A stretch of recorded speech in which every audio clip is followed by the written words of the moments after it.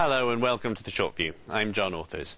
Now, we hear a lot about global imbalances, but there could also be some imbalances within the Eurozone that could have a big effect. Take a look at this. These are the purchasing manager indices for Germany, France and Italy over this decade.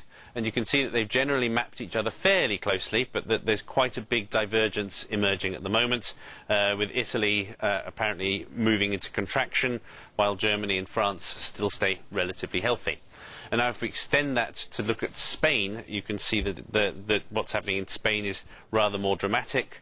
Their PMI dropped in the latest month to the lowest level ever, certainly consistent with declining GDP, even though GDP so far is still rising. Now, all of this feeds through into forecasts for growth, which again seem somewhat divergent, given that, of course, they're all part of the same currency and all subject to the same monetary policy.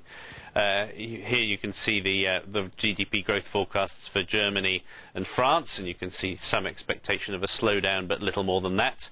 But now, if we show you Italy, you can see that that's very much more of a laggard. And then, in the case of Spain, that's going to move from strong outperformance to strong underperformance. Now, all of this could have an effect on the ultimate monetary policy that the Eurozone adopts. The policy for now remains unchanged. The ECB announced today that it was leaving rates unchanged, even though the Bank of England cut, and obviously the Federal Reserve has been cutting aggressively for a while now in an attempt to stimulate growth. The result of that has been the record that we've seen for the euro against both the sterling, pound sterling, and against the dollar today. But we do need to take a look at those imbalances within Europe. If they widen further, they could affect the stance of the ECB. Japan has a new inflation problem. It used to be the lack of inflation, now it's inflation once more.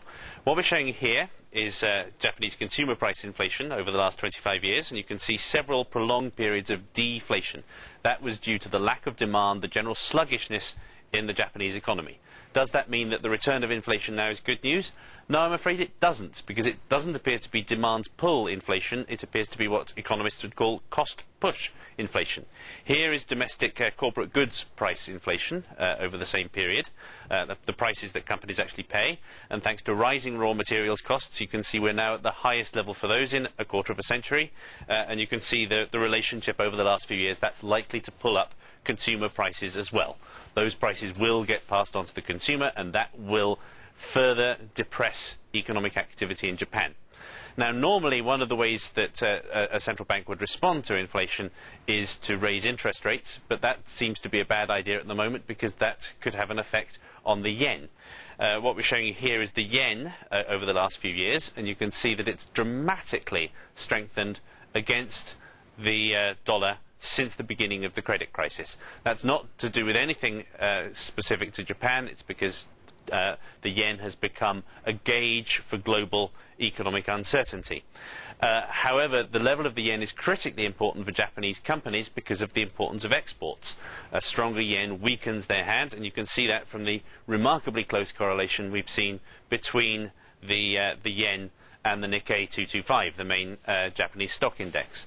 So we appear to be between a rock and a hard place.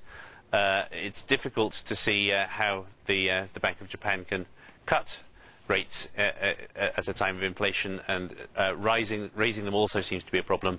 Ultimately, Japan is yet another source of deep economic uncertainty at a time when the world could do without it.